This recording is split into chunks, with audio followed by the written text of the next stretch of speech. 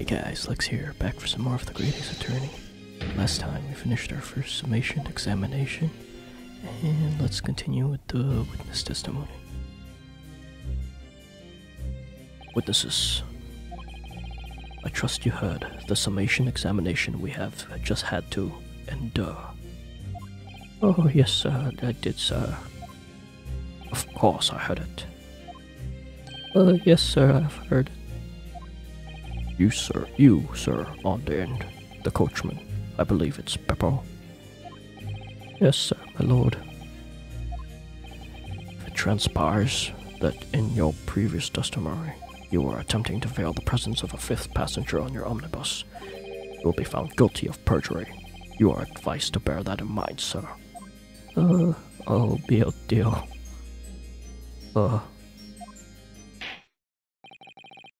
Now, with an witness, I hereby call on you to testify before the court again.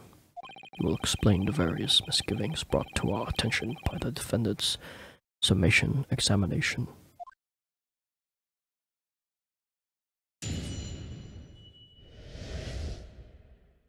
Various misgivings. I only carried 4 passengers that day, I swear. But well, I, for one, was told I had to pay 5 pence for the bus. He fiddled us on the fare, he did. And then I saw that blood-curdling sight as well. It's all too much. I tell you, I saw McGilded stabbing that man. Everything I said before stands. Oh, yes, he stabbed him. Yes, he did. I think so, yes. Counsel, make sense of this for me, please. The phantom fifth passenger conjured into existence by my learned Eastern friend never existed. The confusion has arisen from the coachman's sly little cousinage. Oh. Beppo, you explain yourself. I'm terribly sorry, Goldbuster. The guild's fare is 4 pence across the board. You know that? Am I to understand you've been overcharging our passengers by a penny a fare? It's cold, so the last round of the day is always half empty. You have been dishonest, coachman. I'm sorry. You're a disgrace, Beppo, a disgrace. And your selfish actions have brought dishonor on the entire guild. If I may, sir, I had to pay 10 pence on the bus just last week. What? 4 passengers at 5 pence each is, yes, 20 pence. I've done the arithmetic 10 times already, but I can't make the result come out differently. Oh, that figures.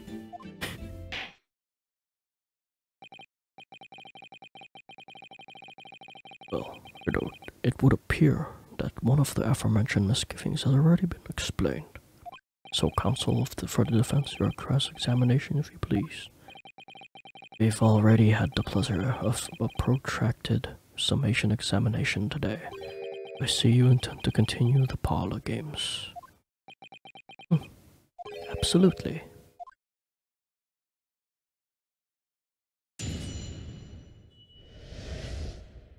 Misgivings.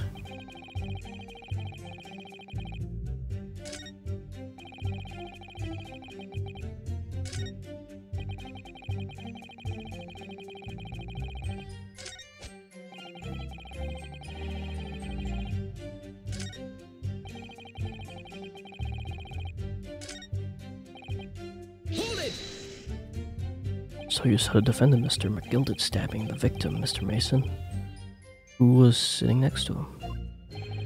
That's what I said. Wasn't it? It was bothering me before, this was. Just for a brief moment, he hesitated before answering the question. Anyway, there was only 2 of them inside the carriage, wasn't there? There has been much talk of a 5th passenger, but yet 0 evidence. Then what are we wasting time for, eh? It's black and white. This man's guilty. Man, I already forgot his voice. Something about Mr. Fairplay jars with me. Wish I could work what it was.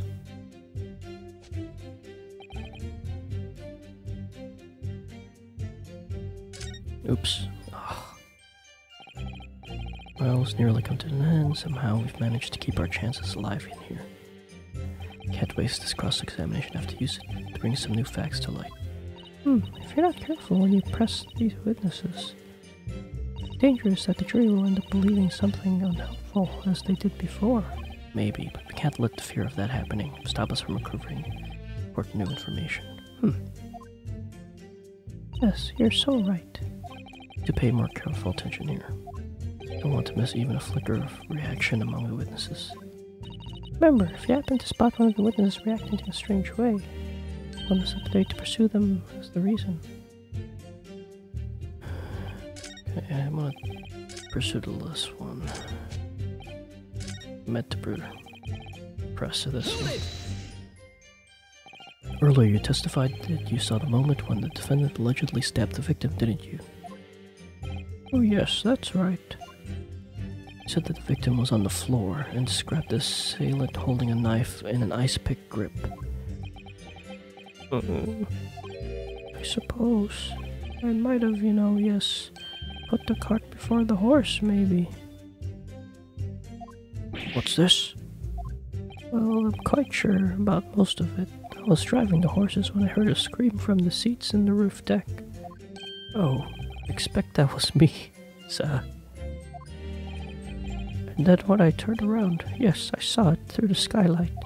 The gentleman on the floor and his knife was sticking on him up from his midriff. Yes, that's right. The fellow holding the handle was the famous man. Yes. So in short, you didn't see the moment when the victim was actually stabbed at all. I really thought I did, but when I gotta go over it again in my head.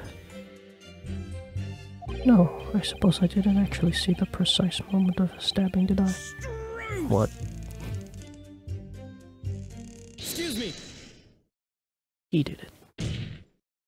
Do you have something to say about that, Mr. Fairplay? Now listen to me.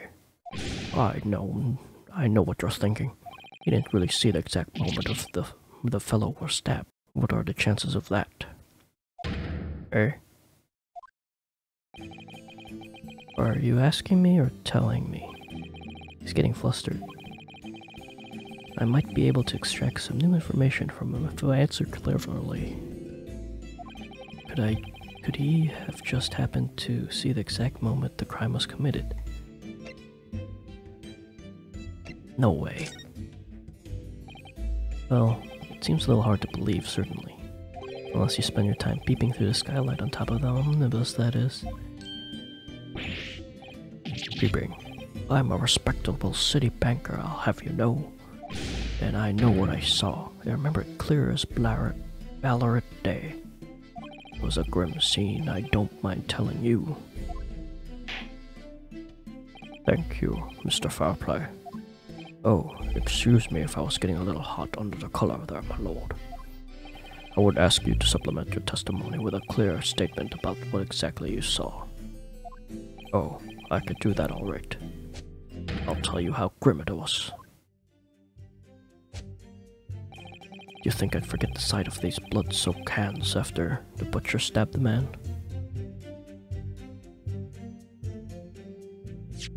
You mean blood-soaked gloves? Objection! Nerd. Blood-soaked hands? Well, I admit that soap might be laying it on a little thick, but anyway, there was definitely blood all over them. Both of them were covered in it. Well, I'm very sorry to disagree, Mr. Fairplay, but that's more than a little peculiar. What? Here are the gloves worn by the defendant, Mr. McGilded, on the night in question. Ah, yes, right. There certainly does appear to be a sizable dark color stain in there, but as I'm sure you clearly see, it's only on the right-hand glove.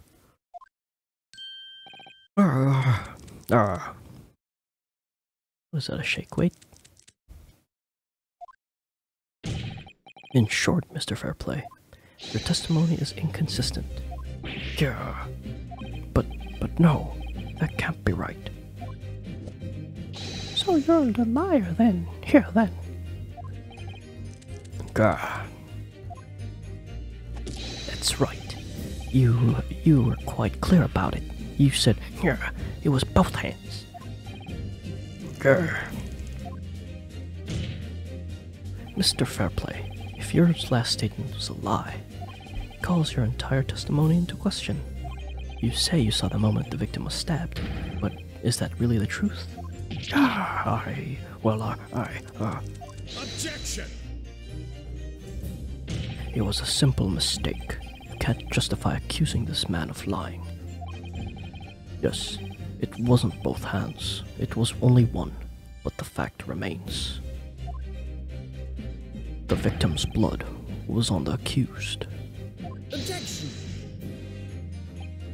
No, Mr. Fairplay categorically stated that he saw blood all over both hands, which means there's a strong possibility that the witness was deliberately trying to mislead the court. Gah. Why, I'm a city banker, for pity's sake. My word should be the gold standard. I'm a gentleman, not some gutter snipe. Upstanding members of society don't prevaricate. He's claiming to have no reason to lie, but is that really the case? Mr. Naruto, I have some evidence that if we had some evidence to explain why Mr. Fairplay might be lying, it could turn the tide of this trial completely. Something to show the man has a compelling reason to lie in his testimony. Yeah, the book, the dead book or whatever. My lord. Yes, counsel. The defense is ready to present evidence. By Jove, are you sure? Yes, evidence that will clearly demonstrate why Mr. Fairplay had reason to lie in his testimony.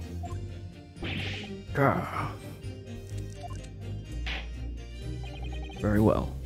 I hereby call the defense to present its evidence. The evidence that demonstrates the motive for the witness's alleged deception of the court.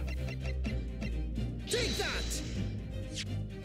This is the list of debtors who owe money to Mr. McGilded.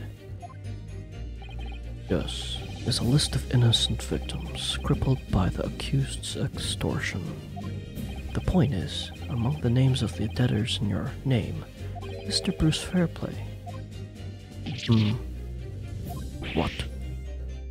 Mr. Fairplay, are you currently indebted financially to the accused? Well, it's barely worthy of being called a debt. According to this ledger, you owe 20 guineas. Not an inconsiderable sum of money, wouldn't you say? Well, what of it? Let's suppose Mr. McGilded were to be found guilty of murder. What would become of your debt in that case? These documents state that the loan agreement is forged between two individual parties. Therefore, we're the creditor of the defendant here, to be sentenced to capital punishment. All outstanding debts which were owed to him would be annulled. They would cease to exist. Cease to exist? Mr. Fairplay, is it not the case that you claimed in your testimony to have seen something you never in fact saw, in a devious attempt to annul your debt of 20 guineas to the defendant?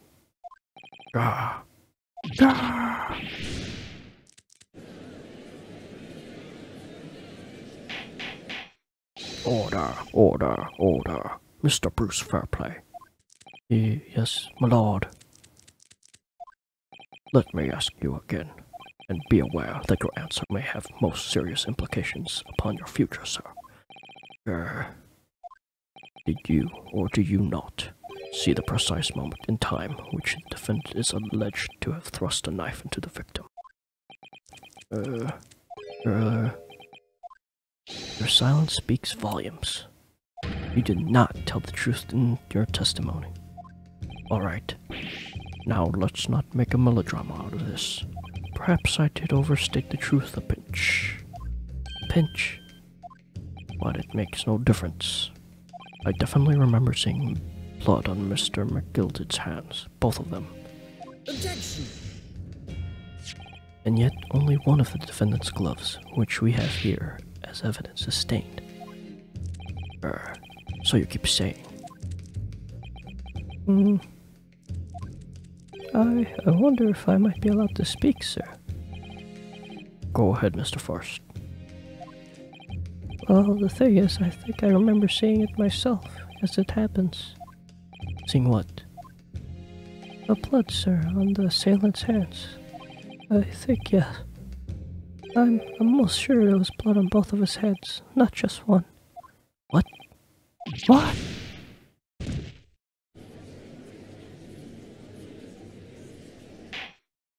It would appear that we're going to need further testimony from all you witnesses. This time I would like to know precisely what you did and what you did not see.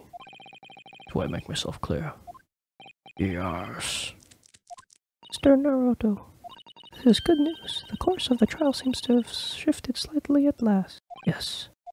I might finally have a chance to turn things around here.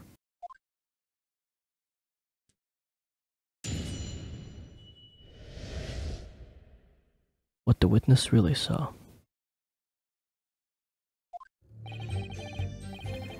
There was blood in both hands of the assailant. I sincerely and distinctly remember that. However, I suppose you might say that I didn't see the exact moment the stabbing transpired, if that matters. I remember seeing a knife, and I remember seeing both of the attacker's hands with blood on them. I don't remember, I don't actually see anything myself. No, not until I heard the scream. Anyway, the fact remains, there can't have been anyone else inside the carriage, or we all would have seen.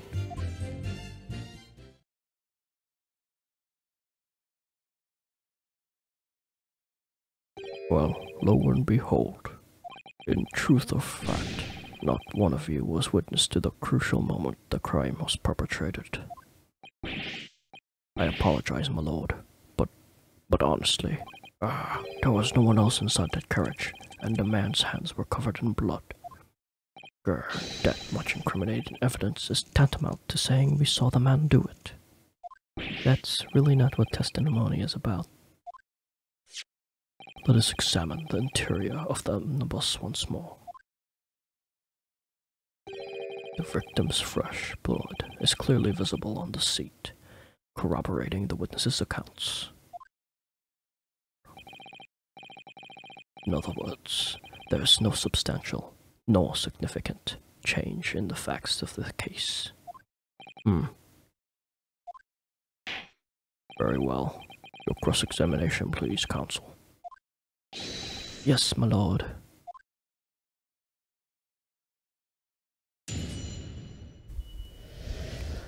What the witnesses really saw.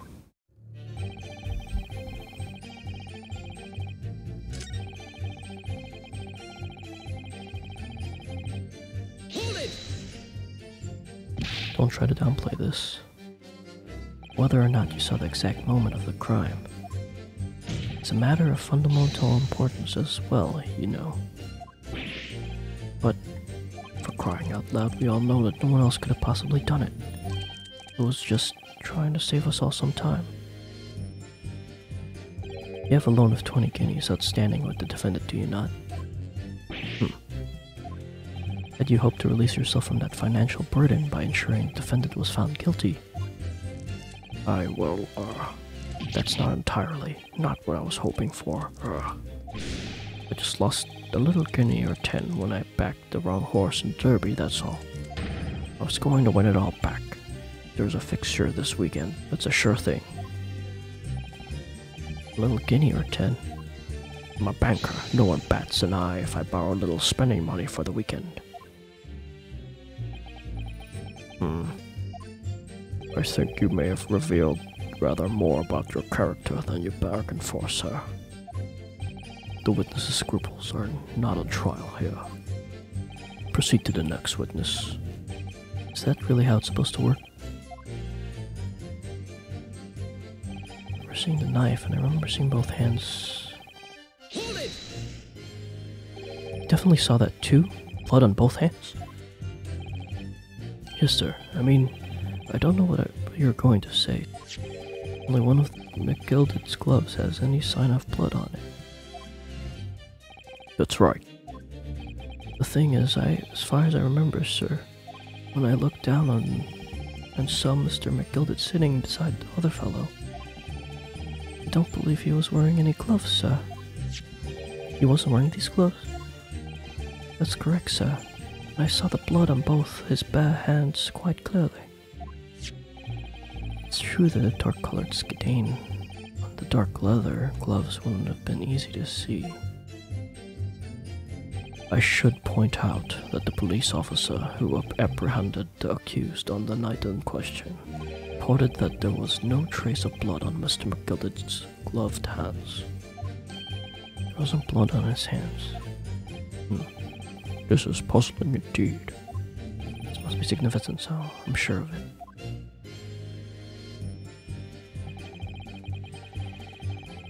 Okay. Swing. Boy, this is the other kid. Oh, you didn't see anything? Oh, yes, sir. That is to say, I didn't, sir. Very sorry about what I said before, sir. Very sorry, yes. It was very wrong of me to make up stories and say I saw the man stab him. Wouldn't you agree, sir? I know what you're insinuating, but I clearly wasn't making up stories. Still, to say you saw nothing isn't right either, is it? No, sir, I saw nothing at all. Mr. Beppo, you were driving your horses. At the very least, you must have enjoyed a good view of London streets, no?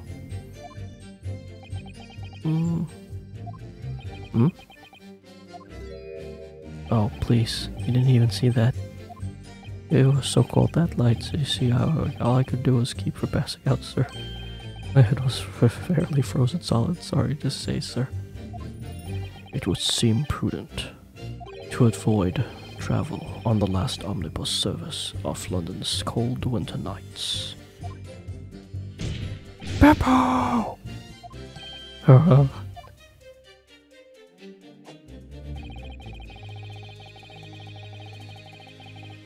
it! And everything you saw of the incident was through the skylight on the roof of the omnibus? That's right. I was fiercely cold that night, but the glass wasn't frosted over.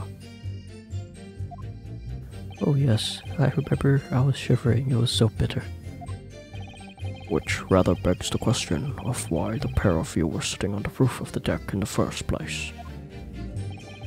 Well, I don't know about this young fellow, but I couldn't enter the cabin. Oh, why not? It was locked from the inside. I tried knocking, but no one opened the door. It was locked? That's right. And it's a public bus service, for pity's sake. That's not what I call fair play. Yes, I had the exact same experience. I tried knocking, but the gent inside just gestured at me to clear her off. So I had no choice but to climb up to the roof deck and look down longingly into the warm cabin below. Well, I assure you I wasn't just looking down, I was glaring long and hard. And that's precisely what I could tell you with absolute confidence. That if there was anyone else in that cabin, I would have noticed. Unequivocal, I must say. Sure, I'm not sure about these two witnesses. Could they really have seen everything inside the cabin through the skylight? No. Allow me to confirm one thing, Mr. Fairplay. You were riding on the omnibus, and you witnessed the vents of the cabin through the skylight floor on the upper deck. Is that right? That's right, yes. In that case,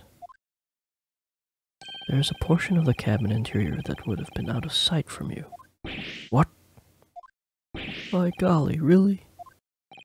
Obviously, at this stage we can't say for sure. But the possibility can't be denied. At the time of the incident, there could have been another passenger in the enclosed cabin of the omnibus. Objection! Enough hypothetical meandering, my Nipponese friend. The prosecution demands that you substantiate your claims. After all, the scene of the crime is here in the flesh. Very well, I will uphold the prosecution's demand. You will identify the area of this cross-sectional plan of the omnibus. Where exactly in the omnibus are you suggesting that this potential extra passenger could have been situated? Right here? Take that! Both rows of seats in the roof face in the direction of travel, whereas the seats in the closed cabin face each other, which means the visible part of the cabin, which passengers on the roof deck can see through the skylight, is as if drawn here. Ah, that's right, my lord.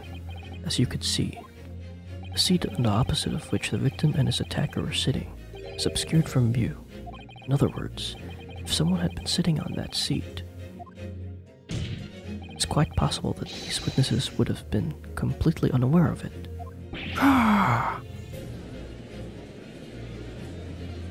Objection! It's quite possible some phantom was sitting there. You Nipponese have a forbidding habit of obscuring the truth with ambiguity. I concur with the prosecution's rejoinder. In British court of law, evidence is paramount. I cannot entertain this conjecture, counsel. That is, unless you're able to put a name to this mysterious passenger to whom you allude. Can you, Mr. Naruto?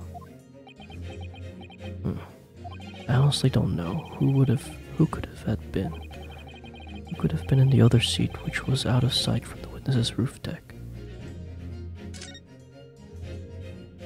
I understand, my lord. The defense would like to put forward a name. You are a fool. That response was a desperate attempt by a man who has no notion of his own limitations. A toast to hard lessons not yet learned. Let us not delay, counsel. The defense is still to name the passenger in the other seat. This could be it. This could be the chance I've been waiting for to turn the trial in my favor. On that night, on the night of the murder, the person occupying the seat in the omnibus that was obscured from view was McGilded. Take that! The passenger in the closed-in cabin that the witnesses of the roof deck failed to see has to have been Mr. Magnus McGilded. It's Mr. McGilded. What are you talking about, counsel? That's the name of the defendant. Objection! If I desecrate this chamber by smashing my hallowed chalice, do forgive my discourtesy. Lord Van Sykes. People talk of those tiny island nations in the Far East as having a learning and culture of their own, but I see they use terms ill-advisedly. What are you trying to say? Let me explain in terms even a student of an artless backwater such as yourself might understand. When the bloody scene unfolded, the victim and his assailant were sitting side by side. Multiple witnesses have attested to that fact. It's the very premise of which this case is built. Objection! But that premise may be wrong. What? If the victim really was sitting beside Mr. McGilded, it creates an inconsistency that can't be reconciled in any way. What inconsistency, counsel? Defendant's gloves, my lord. Both witnesses made the same testimony. They claimed that there was blood on both hands of the person sitting next to the victim. Objection! Yet we know the truth to be otherwise. Only one glove bears gory remains. Objection! The point is, even if the face of irrefutable evidence, both witnesses have maintained their stance. Yes, their testimony remains unchanged. Exactly. Both adamantly swear that they clearly remember seeing blood on both hands of the assailant. In short, their memory of the events is correct. Their testimony reveals the truth.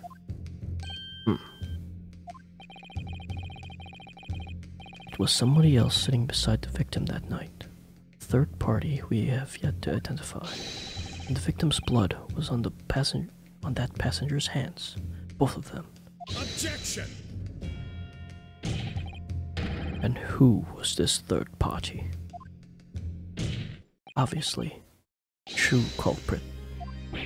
Extraordinary.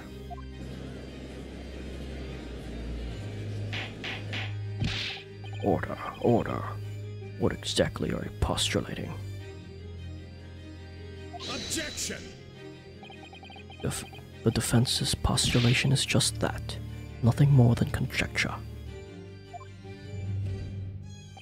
The witnesses have clearly stated that they saw the accused. Objection! When elaborating on his testimony, Mr. Fairplay said the two of them were wearing hats, and I couldn't exactly make out their faces.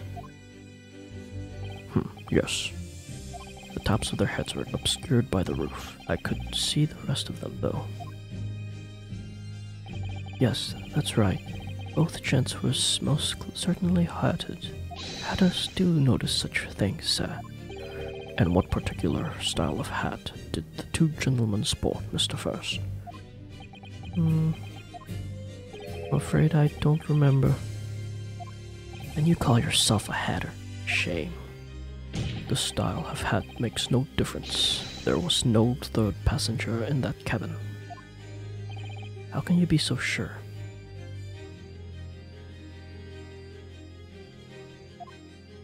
Because if there had been, the accused, Mr. McGilded, would have undoubtedly have offered to depose the fact.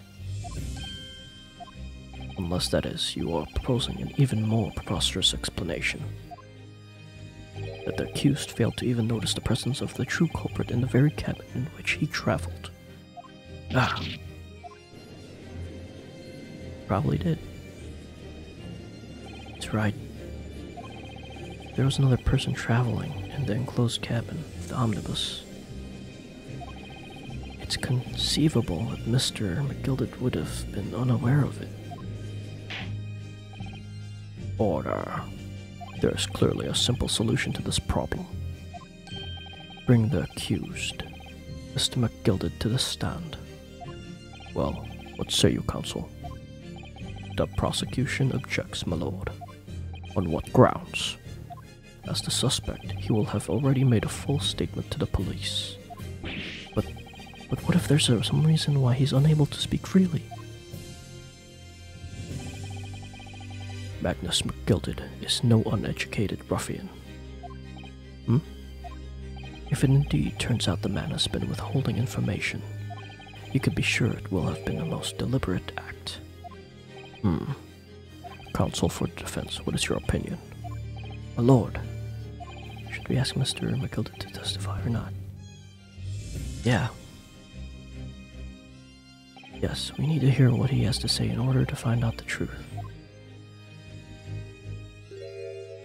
The defense would like to call Mr. McGilded to the stand. In that case, I would like to hear the opinion of the jury. Yes. I need a little time to consider this. If you ask me, I think we should hear what Mr. Gilded has to say. Get that man out of sight. It would be utterly illogical not to hear his testimony. When something needs doing, get it done. That's how I run things at the Guild. Hearing what the patron of my favorite little park has to say, oh yes, that would be lovely. Yes, the jury says the man must be heard. Very well. The court will hear the defendant's testimony. Bailiff, show the defendant to the stand at once.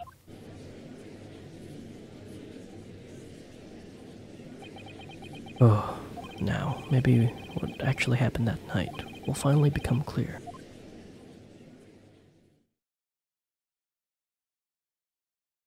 Let the proceedings be resumed. Mr. McGilded, have you been listening to the discourse of the day? To be sure, I have, my lord. There are now two matters on which the court desires to hear from you. The first is whether or not there was a third party with you in the omnibus cabin, as proposed by the defense.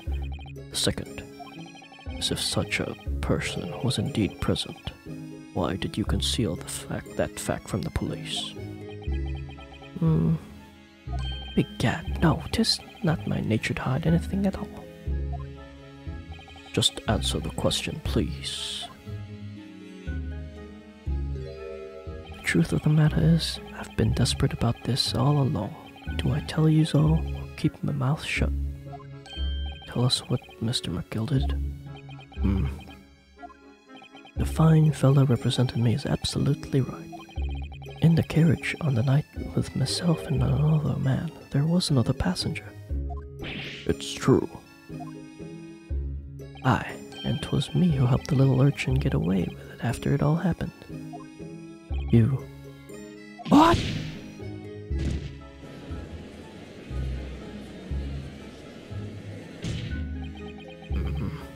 No, Magnus McGilded.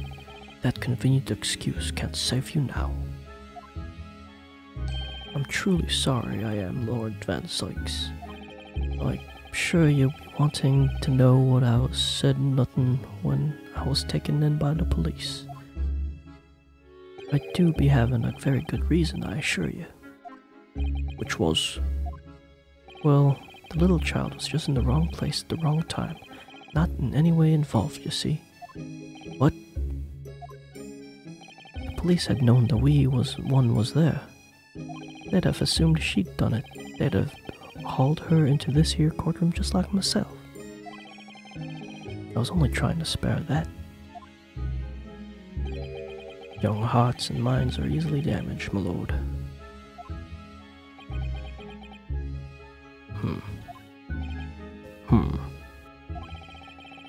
Who's this young child you speak? That I don't know. Don't know? Well, that thing just happened to be in the carriage that night. I never saw it before since. Objection! We have absolutely no reason to believe this man. The prosecution calls for the witness's statements to be disregarded by the court. You know, I wouldn't be surprised if the urchin isn't here in this courtroom as we speak, listening to the proceedings. Oh shit. Ah, smoke! Ah, fire! There's a fire! Look, someone's trying to get away. Get after them. It's no use. Can't see anything through all the smoke.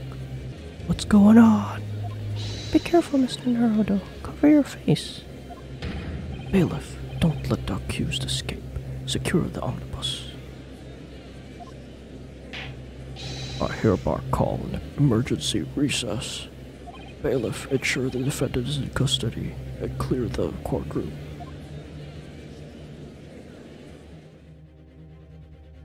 We were hurriedly removed from the smoke-filled courtroom by the bailiff. Amid scenes of chaos, and as people stumbled over one another in their desperation to flee the chamber. We had no idea what was happening. All we knew was that, for the time being at least, the trial was suspended. Alright, guess we stop here. Next time we'll see what happens next. Thanks for watching. Don't forget to rate, comment, and subscribe. See you next time. Bye.